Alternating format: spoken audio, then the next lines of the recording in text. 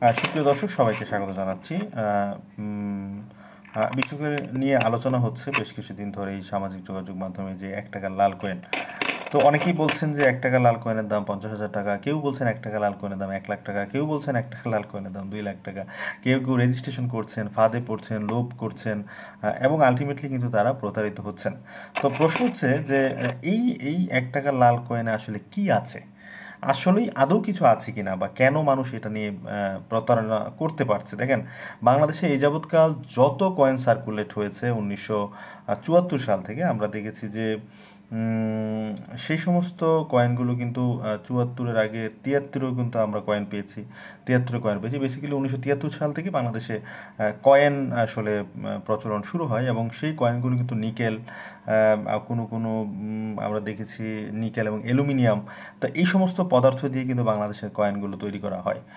তো তামার কয়েন কিন্তু স্বাধীনতা পরবর্তী সময়ে, অর্থাৎ 1971 সালের পরবর্তী সময় বাংলাদেশে কিন্তু তামার কোনো কয়েন আসলে ইস্যু করা হয়নি। কিন্তু পাকিস্তান আমলে আমরা 1 পয়সা দেখেছি, 2 পয়সা দেখেছি, আমরা 5 পয়সা দেখেছি, আমরা এই পয়সাগুলো কিন্তু আমরা তামার কয়েন দেখেছি।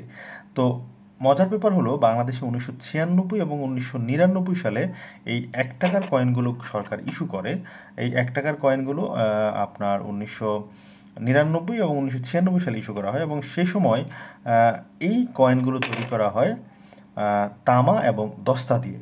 তো বর্তমান সময়ে এই একটি কয়েনের ওজন কিন্তু 3.98 গ্রাম, অর্থাৎ প্রায় 4 গ্রাম। তাহলে এই এই কয়েনটিতে একটু সামান্য পরিমাণ তামা এবং সামান্য পরিমাণ দস্তা রয়েছে।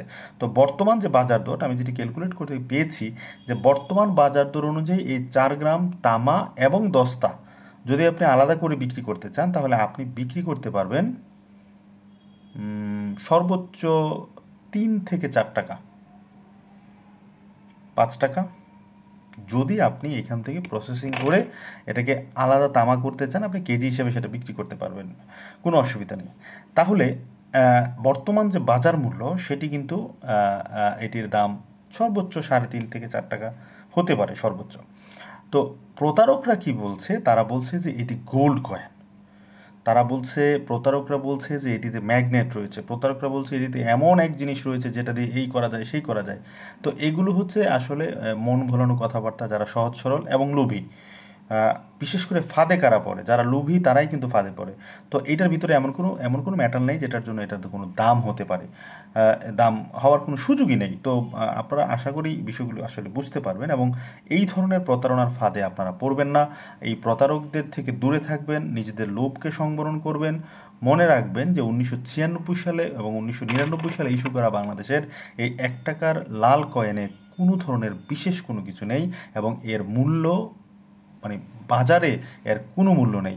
1 টাকার কয়েনের দাম 1 টাকাই। ধন্যবাদ।